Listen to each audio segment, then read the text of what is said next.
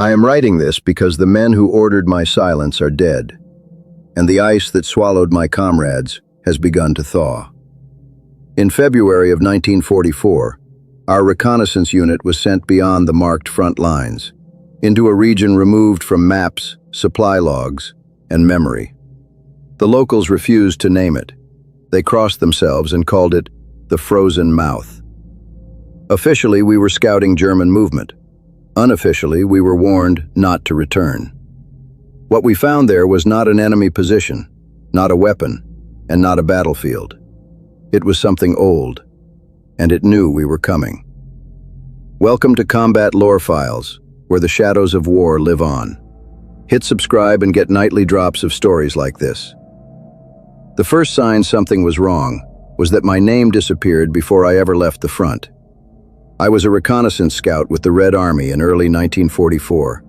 Frozen boots planted in the mud and ice outside the Karelian front, used to artillery thunder and the familiar rhythm of war. But one night a runner found me without paperwork, without explanation, and told me to report to a command tent that didn't fly a unit flag. Inside, the air smelled of damp wool and cigarette ash, and an NKVD officer stood alone by a lantern, his coat too clean for the front, his eyes avoiding mine as if he already knew how this would end. He never asked my rank, never checked my papers, just read my name from a small notebook and nodded like he was confirming a death, not issuing orders. He told me I was reassigned effective immediately, pulled from my platoon without a transfer order, without a stamp, without a trail. And when I asked which unit I was joining, he said nothing. Only slid a folded map across the table that showed a blank white region where terrain should have been. No grid lines, no landmarks, just a hand-drawn boundary and a single word written in pencil so faint it looked like it had been erased once already. "Observe," he said quietly.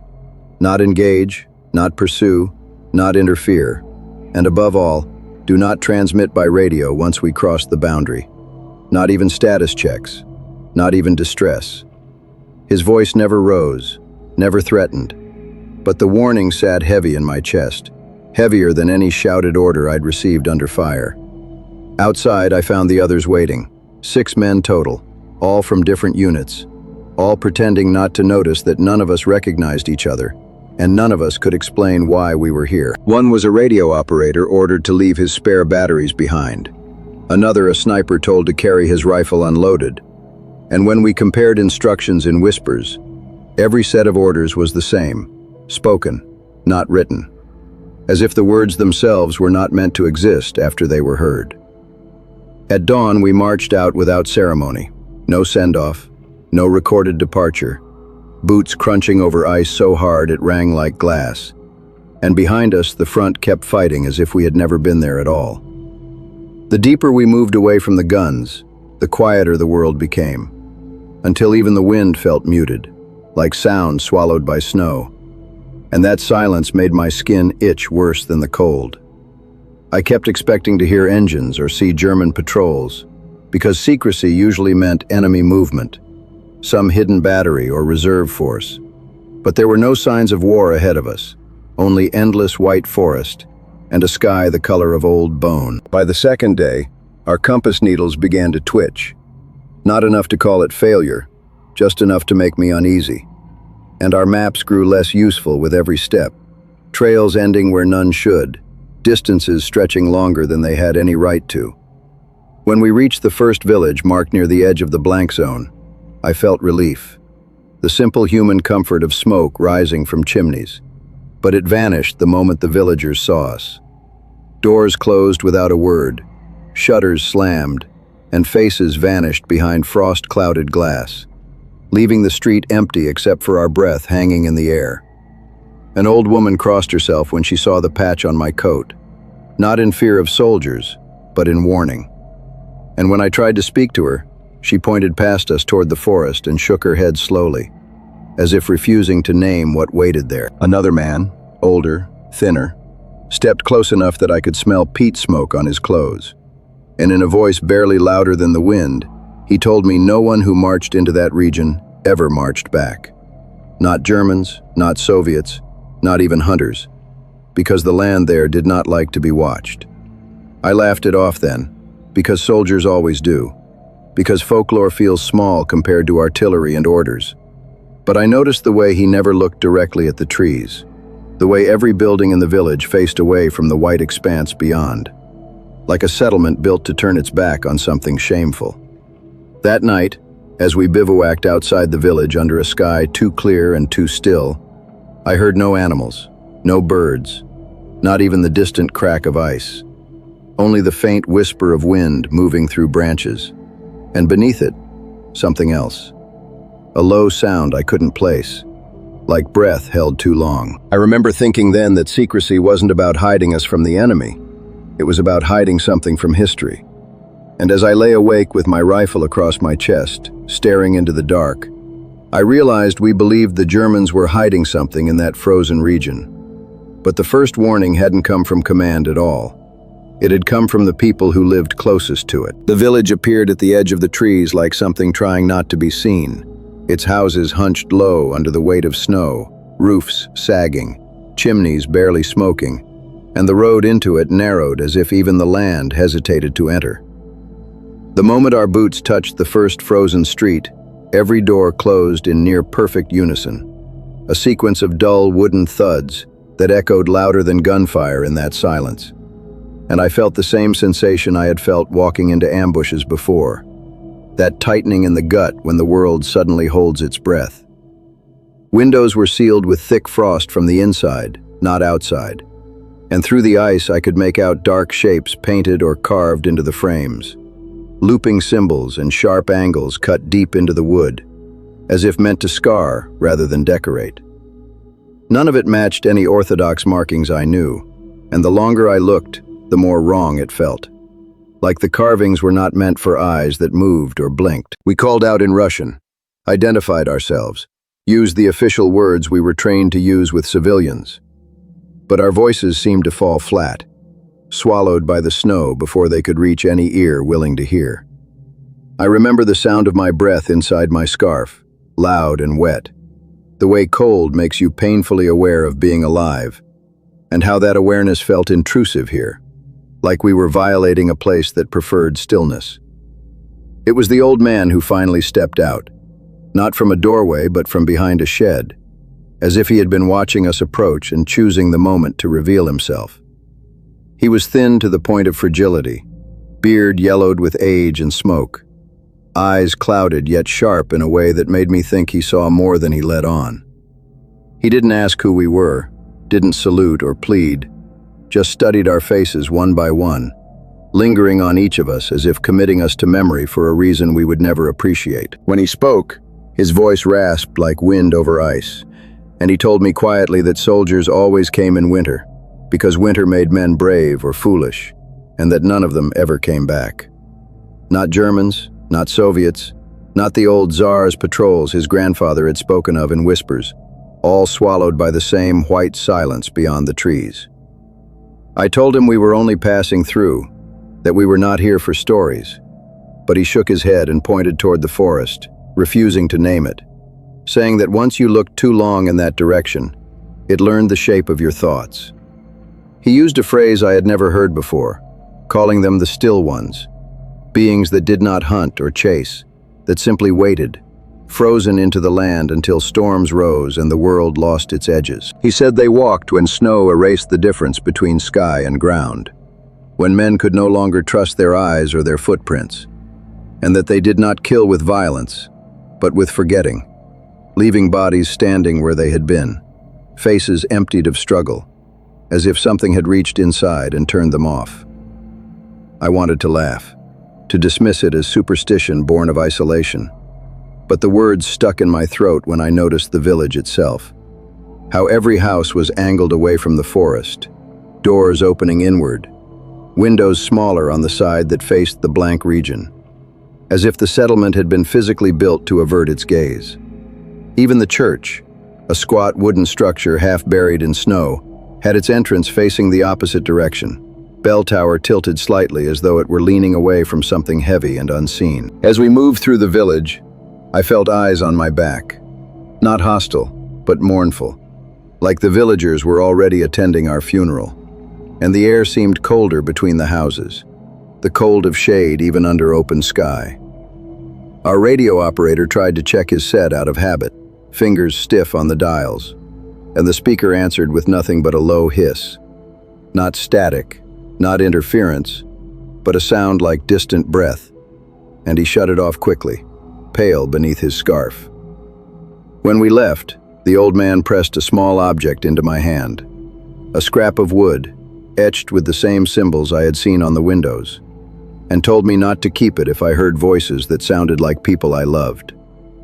I wanted to ask what he meant, but he was already retreating, disappearing behind the buildings, and soon the village itself seemed to withdraw, swallowed by the white, as if it had never been there. We marched on with jokes forced and thin, because that is what soldiers do when fear threatens to take shape. And I told myself stories were just stories, that war breeds them like lice. But as the trees closed around us and the snow grew deeper and quieter, I noticed how the wind shifted, how the ground beneath my boots felt harder, denser, as if the land itself were becoming less forgiving. And that was when I understood that superstition meant nothing to us then, until the land itself began to change. The first thing to fail was direction.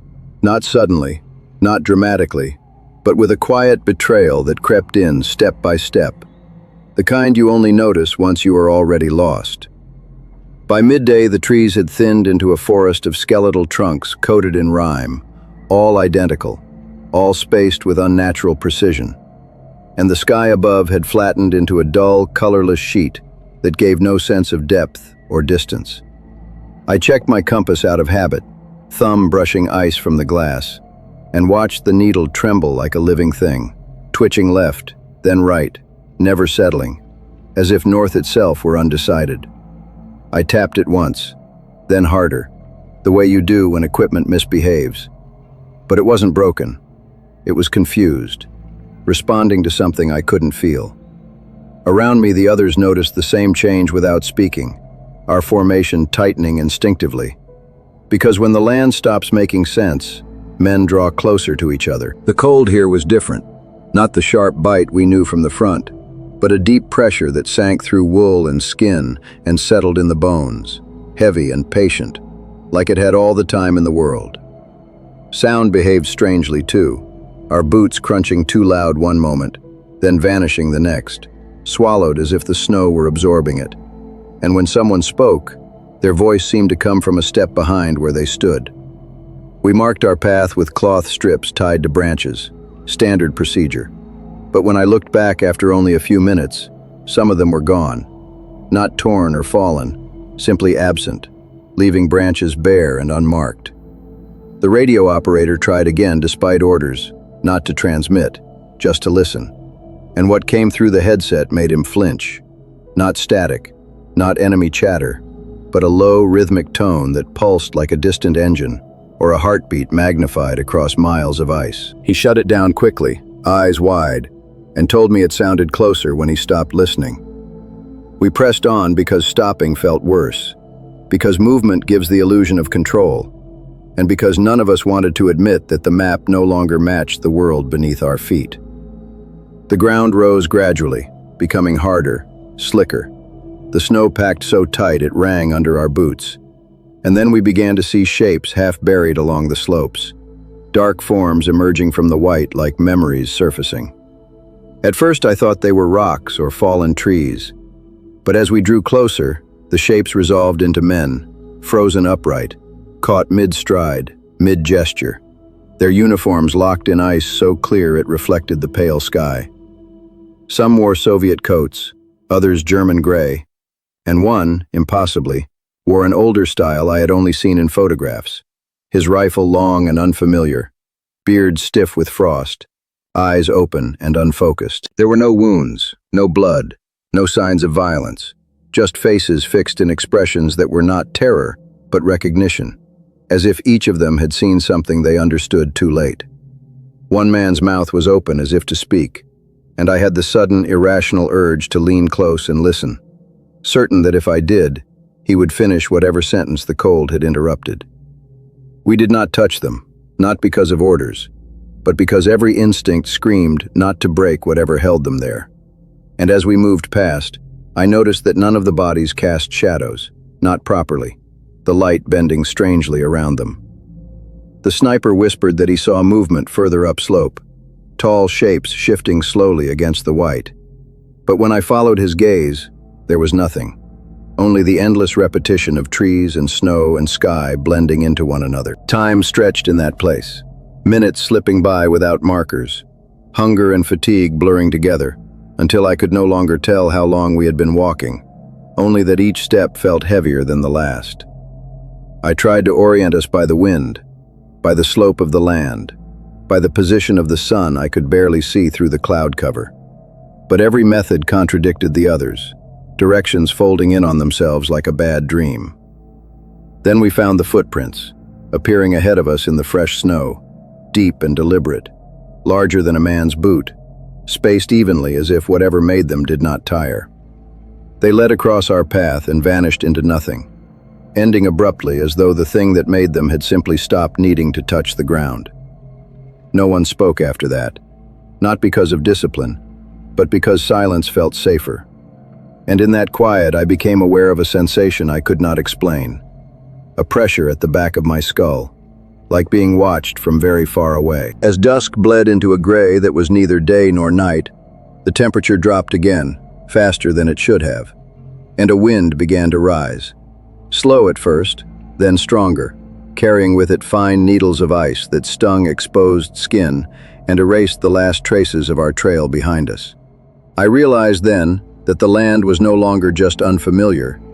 It was actively refusing us, stripping away our tools, our bearings, our certainty.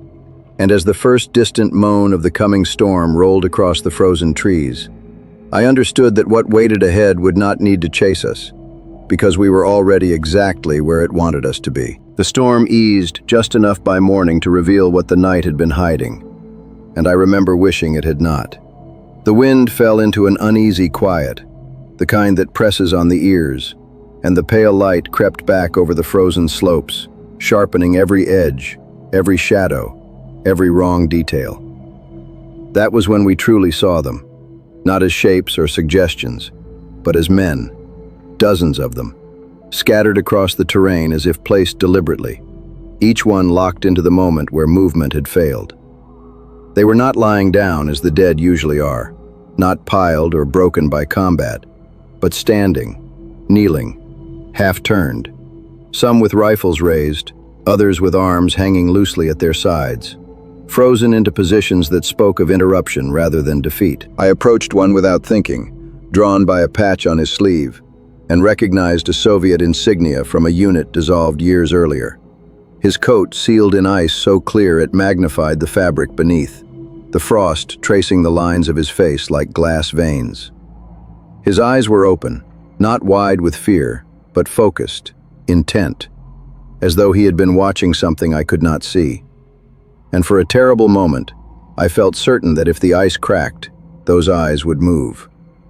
There was no blood anywhere, no damage, no signs of struggle, just skin pale as wax and expressions that were disturbingly calm, as if death here did not come violently, but simply arrived and stayed. Nearby stood a German soldier, helmet rimmed with frost, mouth twisted into a half-formed word, his breath preserved in a faint cloud inside the ice around his face. And beyond him, further up the rise, more figures emerged as the light strengthened. A silent assembly of enemies and allies alike, stripped of meaning by the cold. One man had a radio pack fused to his back, the antenna bent and snapped, wires disappearing into the ice as if the signal itself had been consumed. And when our operator saw it, he turned away, hands shaking, muttering that radios were not meant to die like that. I noticed then that the snow around the bodies was undisturbed. No drag marks, no footprints leading away, no sign of how they had arrived or how long they had been there. Only a smooth, unbroken surface that made the men look grown from the ground itself. The silence among us deepened, not the respectful quiet of soldiers around the dead, but something heavier. A shared understanding that these were not casualties, they were warnings. The sniper swore under his breath that one of the figures had not been there the day before, that he remembered the slope differently. And though I wanted to dismiss it, a slow count in my head failed to settle, the number of frozen men shifting every time I looked away and back again. The cold intensified without warning, a sudden drop that burned the lungs and made every breath feel like inhaling powdered glass. And as I exhaled, the sound seemed to linger too long in the air, stretching, distorting, as if echoing inside something hollow. We moved through the field of bodies carefully, boots sliding on ice-hard snow, and I felt a constant pull, an urge to stop, to stand still like the others, to rest, an exhaustion that went beyond muscle and bone and reached into thought itself. When I brushed my glove against the ice encasing one of the men, a faint vibration ran through it. So subtle I might have imagined it, but it was enough to make me recoil, heart pounding, convinced that the cold here was not inert but active, listening, waiting. The old man's words from the village returned unbidden, the still ones, and I found myself scanning the empty spaces between the frozen soldiers rather than the men themselves, watching for movement where nothing should move. A low sound began to build then, barely audible at first, like distant ice shifting on a river, and the ground beneath our feet seemed to hum in response, a vibration felt more than heard. The wind rose again, carrying fine snow that blurred the edges of the bodies, making them seem less solid, less certain, as if they might step free once the world lost its clarity. Someone shouted that they saw a figure further ahead, not frozen, moving slowly against the wind, tall and indistinct. But before I could focus on it, the snow thickened and swallowed the shape whole. Fear finally broke through discipline then.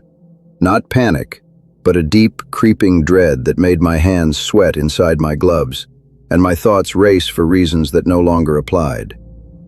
We were soldiers, trained to recognize death, to navigate chaos. But nothing in our training accounted for an enemy that left no wounds, no traces, and no survivors to question. As the storm began to close in again, erasing the frozen men one by one behind a veil of white, I realized with a sick certainty that these bodies were not relics of past failures. They were markers, and that whatever claimed them had noticed us now. The wind howled louder, the light dimmed, and somewhere beneath the ice, something shifted. And as we hurried forward, desperate to escape the gaze of that silent field, I knew the storm was not just weather. It was a signal. The storm did not arrive like weather. It arrived like a decision being made. Slow at first, almost polite, then absolute. Snow began to fall in a way I had never seen before, not drifting down but moving sideways, then upward, circling us as if the wind itself had lost its sense of direction. Visibility collapsed into a narrow tunnel around my eyes, the world reduced to shifting white and dark shapes that refused to stay still long enough to understand. Sound vanished next, not muffled but removed entirely, as if someone had pressed their palms over my ears from the inside. And when I shouted orders, I could see my breath burst from my mouth, but heard nothing in return. We moved closer together instinctively, hands brushing coats, shadows overlapping, afraid to leave even a step of empty space between us, because empty space felt wrong here, like something that could be filled without warning. Then the voices began. At first I thought it was the wind changing pitch, the way storms sometimes sing through trees, but the sound shaped itself too clearly, syllables forming, pauses where breath should be, and I froze when I realized I recognized one of them. It was my brother's voice, calling my name the way he had when we were children, casual, impatient, as if he were standing just out of sight behind me. My legs locked, heart hammering, every instinct screaming to turn, to answer, and it took everything I had to remember that my brother had died 2 winters earlier outside Leningrad, buried under rubble and fire. Around me I saw the others react in their own ways, heads snapping toward unseen sources, eyes widening, one man dropping to his knees and sobbing as a woman's voice whispered softly from the snow in front of him. The sniper fired then, a single panicked shot into the white, the muzzle flash briefly carving the storm into sharp relief. And in that instant, I saw something move where the bullet went. Not fast, not aggressive, but deliberate. A tall silhouette that bent slightly as if acknowledging the noise. The sound of the shot never reached me, but I felt the recoil echo through my bones. And before I could shout for discipline, the man who fired was gone. There was no scream, no struggle, just an empty space where he had been. His footprints ending abruptly, as if the ground had swallowed him whole. Panic surged, not the loud kind, but a quiet, spreading terror that made every breath feel borrowed. And the voices grew bolder, closer, no longer calling from a distance but speaking from all directions at once, overlapping, familiar tones tangled together in a chorus of memory and grief. I heard my mother pray, a sergeant bark orders from my training days. A friend laugh the way he used to before the war hollowed him out. And each sound pulled at me, promising warmth, rest, an end to marching. Through the storm, shapes moved again, clearer now, rising and falling with the wind, tall and thin, edges blurred as if they were not fully committed to being seen. And I understood then what the old man meant when he said they did not chase. They did not need to. The storm did the work for them, stripping away certainty, isolating each man inside his own memories, until standing still felt easier than moving forward. One of our scouts began to walk away from us, following a voice only he could hear, his steps slow and careful, as if afraid of waking something beneath the snow. And when I grabbed his arm, his skin burned with cold through my glove, his eyes unfocused, lips moving in silent reply. He slipped from my grasp with surprising strength and disappeared into the white, swallowed without a trace. The radio operator clutched his headset to his chest, rocking slightly, insisting the signal was back, that someone was calling for extraction. But when he lifted the earpiece, blood trickled from his nose, freezing almost instantly against his skin, and he dropped the device like it had bitten him. The hum beneath the storm grew stronger, a deep vibration that resonated in my ribs and teeth, and the ground seemed to pulse in time with it, as if whatever lay beneath the ice was waking, stretching after a long sleep. I forced myself to keep moving, dragging the remaining men with me, counting breaths, steps, anything to anchor us to motion, because stopping felt like surrender. The storm thickened, erasing horizon and sky, and the silhouettes drew closer, not rushing, not reaching out, simply existing nearer with each passing moment. And I felt their attention like pressure on my back, patient and heavy. When one of them finally emerged close enough for me to see detail, my stomach twisted, because there was nothing monstrous about it. No claws, no fangs, just a tall, human-like form coated in frost, face smooth and blank, as if carved from ice before features were added. It stood where the wind did not touch, unmoving as the snow streamed around it. And in that unnatural stillness, I understood the true horror of the place. These things did not kill out of hunger or malice. They absorbed, they preserved, adding men to the landscape the way glaciers collect stone. And the storm was their tool, their invitation. I turned away, refusing to meet that empty face any longer, and stumbled onward through the blinding white, knowing that the silence watching us had already claimed most of my unit, and that survival now depended not on fighting, but on resisting the urge to stop and listen. We found shelter by accident, or perhaps it found us. A jagged formation rising from the white like the broken ribs of something enormous buried just below the surface. The wind bent around it unnaturally, snow spiraling away instead of piling up, leaving a hollow of relative calm that felt wrong rather than comforting. I herded the remaining men inside, our numbers reduced to the point where counting them hurt. And as soon as we crossed the threshold, the storm's voice dulled, not fading entirely, but retreating to a distant, frustrated howl. The ice walls glowed faintly with trapped light, layers upon layers pressed together over ages I could not comprehend. And embedded within them were dark streaks and shapes that made my stomach tighten when I looked too long. We crouched there, weapons useless, breath steaming, bodies shaking from cold and exhaustion. And for the first time since entering the forbidden region, the world felt solid again. as if reality had reasserted itself within these walls. That illusion did not last. As my eyes adjusted, I noticed markings carved deep into the stone beneath the ice. Lines and symbols similar to those in the village, but older, rougher, cut with a purpose that was not decorative. They spiraled inward, overlapping, repeating in patterns that made my head ache when I tried to follow them. And I realized with a chill deeper than the cold that this place was not natural shelter.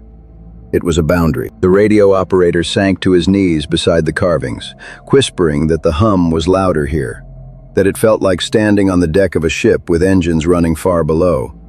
And when I pressed my hand to the ground, I felt it too. A slow, immense vibration, steady and patient, as if something vast was breathing beneath layers of ice and stone.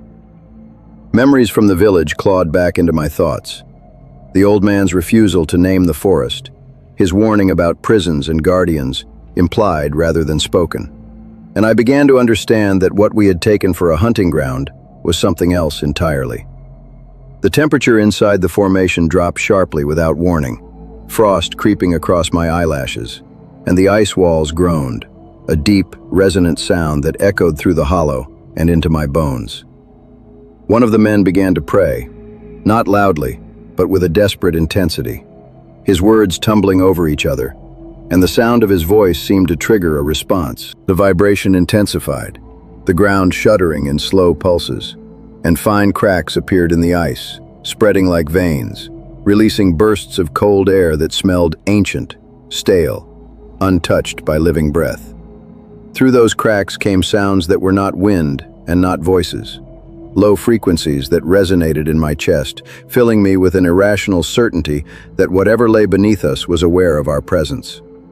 Images flooded my mind unbidden, flashes of endless white plains before men, before war, before memory, figures standing motionless for centuries while storms passed over them.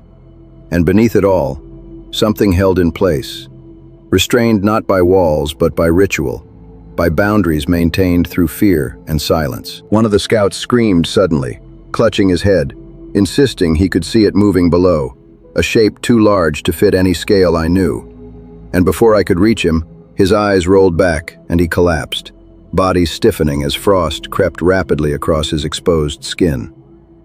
We dragged him away from the carvings, but the cold had already claimed him, his face slack and empty in a way I had come to dread. Another man added to the land's collection. Panic threatened to fracture what little order we had left, but above it all, another sound cut through, clear and unmistakable, a voice crackling through the radio. Headquarters, real this time.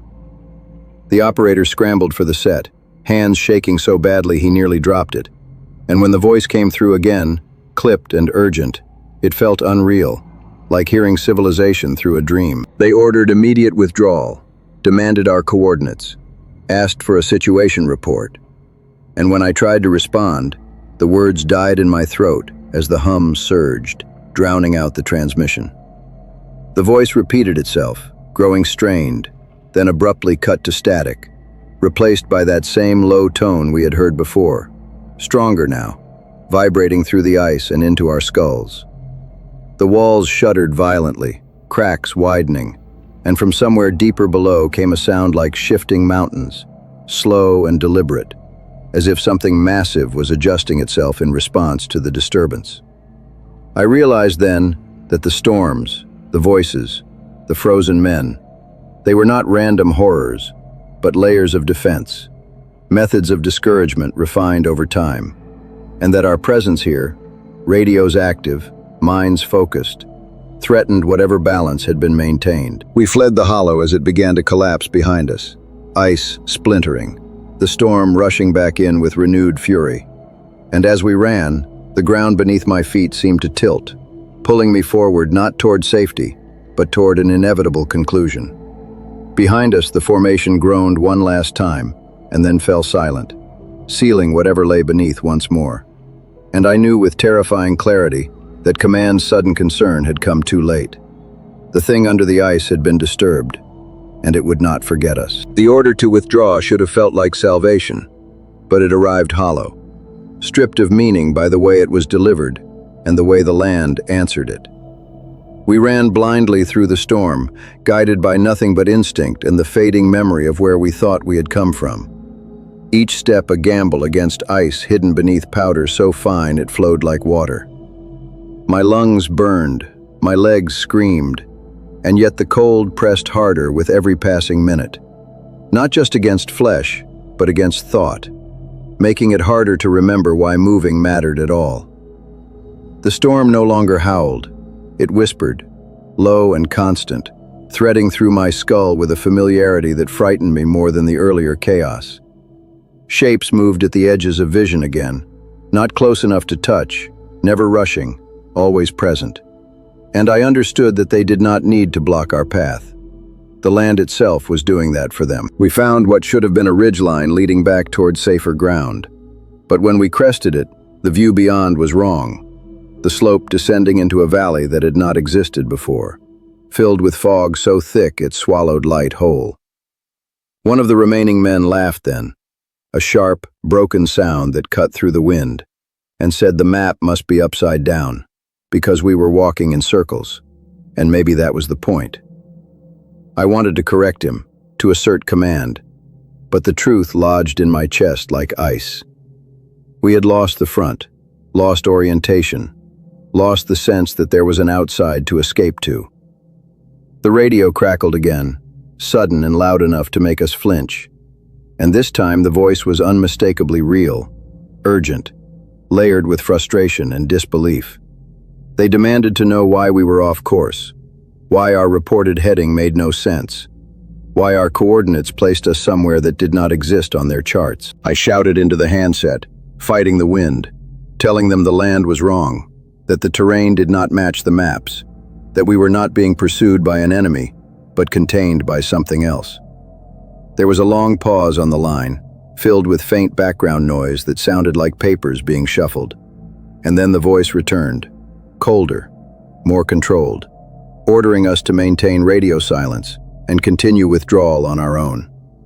No support, no markers, no further contact. Extraction denied without using the words. The line went dead, and with it, the last illusion that anyone was coming for us. One by one, the men began to fail. Not dramatically, not with screams, but quietly, slipping behind as exhaustion took hold, sitting down for just a moment that stretched too long. I dragged one man to his feet, slapped his face through frozen gloves, screamed his name until my throat tore. But his eyes had already gone distant, fixed on something I could not see. And when I let go, he remained standing there, unmoving, snow collecting on his shoulders as if he had always belonged to the place. I did not look back again after that. The storm shifted direction abruptly, opening a narrow corridor of clearer air ahead of me, and I took it without thinking, running until my legs buckled and my vision tunneled. The shapes followed at a distance, silhouettes barely darker than the snow, and I felt their attention like a weight between my shoulder blades, patient, unhurried, confident. At one point, the voices returned, no longer pleading, no longer calling me by name, but speaking in calm, reassuring tones, promising rest, warmth, an end to the march. And for a terrifying second, I wanted to accept. I wanted to stand still, to let the cold finish its work, to become part of the quiet order of frozen things. What stopped me was not courage or training, but anger. A raw, burning refusal to let whatever ruled this place decide how my story ended. I ran until the storm thinned, and the ground beneath my boots softened, the snow giving way to something closer to earth. And when I finally collapsed, it was not into white nothingness, but into the shadow of trees that felt familiar, ordinary, real. I lay there gasping, half-conscious, while the storm raged just beyond the tree line, unable or unwilling to follow. And in that moment of fragile safety, I understood that escape had not been victory. It had been permission.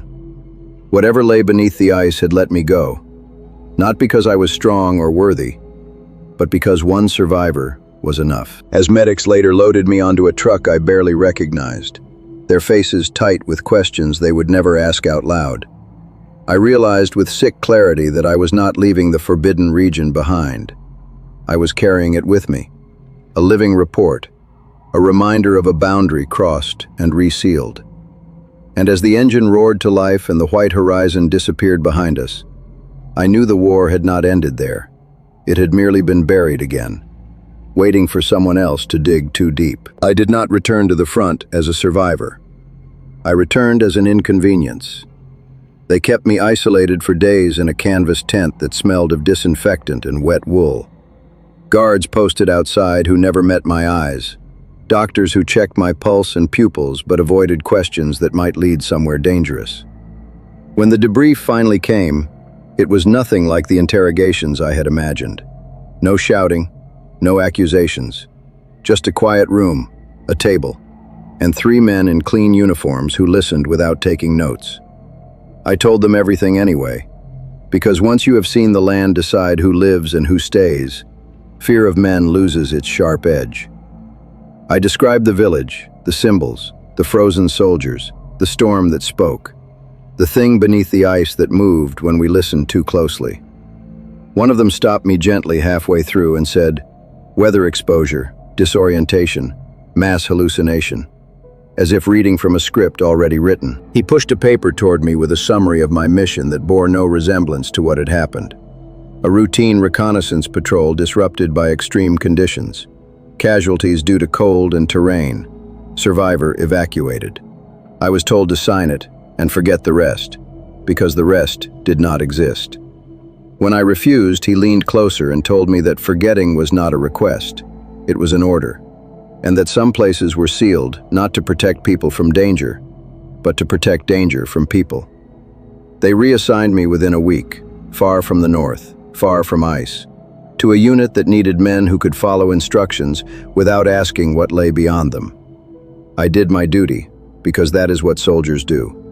But the war felt different after that, smaller somehow, reduced to lines on maps and names in reports, while the true weight of it remained buried under snow and silence. Years passed, then decades, and the forbidden region faded into rumor, then into nothing at all, erased from charts, its villages relocated, its stories dismissed as peasant superstition or the product of exhaustion and fear. I told myself the same lies, because they were easier to live with, but the dreams never stopped. In them, I stood again among frozen men, their faces turned toward me not in accusation, but expectation, as if waiting for me to remember them properly. Sometimes I heard the hum beneath the ice, low and steady, a reminder that whatever had been disturbed was not destroyed, only contained. I followed the news when I could, scanning reports for hints of unexplained disappearances, failed expeditions, regions closed without explanation. And every so often I would find one, buried in the margins, a patrol lost to weather, a survey team gone silent, always in the cold, always near places where maps grew vague. Each time I felt the same tightening in my chest, the same certainty that the land was patient, that it did not need war to feed it, only curiosity and confidence. Now I am an old man, my hands stiff with age instead of frost, my uniform long since folded away. And I write this not to warn commanders or historians, but to leave a trace where there should be none. Wars teach us that land can be taken, borders redrawn, enemies defeated. But they also teach us, if we are paying attention, that some places are not meant to be entered, only acknowledged. The frozen region did not care about ideology or flags or victories. It treated all men the same, absorbing them into a stillness that erased difference and struggle alike. That is the lesson they tried to bury with reports and silence, that the greatest horrors of war are not always created by human hands, and that sometimes survival is not a triumph, but a responsibility. I survived because the land allowed it, because one witness was enough to keep the story alive beneath the official versions, enough to turn a classified failure into a whispered legend. If this account is ever read, let it stand as more than a ghost story from a forgotten front. Let it be understood that war uncovers things better left alone, that progress and conquest have limits, and that when the earth itself pushes back, it does so without mercy or malice, only with permanence. The men we lost there were not heroes in dispatches or names on monuments, but they became something else, part of a boundary that still holds, a warning written in ice. And if one day the snow recedes, and someone decides to look again into that white silence, I hope they remember that not everything hidden by war wants to be found. This story is inspired by documented wartime reports, blended with folklore, and dramatized for narrative purposes.